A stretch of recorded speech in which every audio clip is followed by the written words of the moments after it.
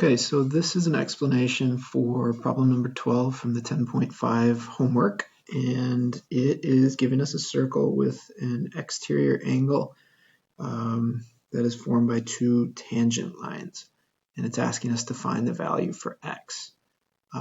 So when we have that angle on the outside, what we need to do is subtract the two arcs and divide by 2. So what I mean by that is we're going to take our angle. Let's see what color we got here. Red. So we've got 6x minus 11. That's our angle.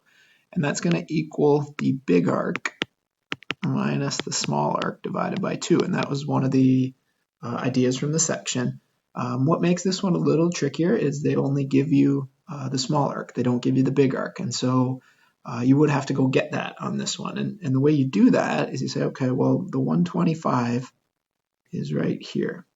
And in a circle, there's 360 total. So to get that big arc, I'm going to need to also do, drop the pen, 360 minus 125.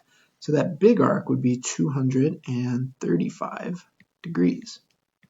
And they don't give it to you, but you know you have 360 in a circle, so you can find it. So then we say, okay, we've got our angle. That's our 6x minus 11, and we know that's the big arc, 235, minus the small arc, 125, divided by 2.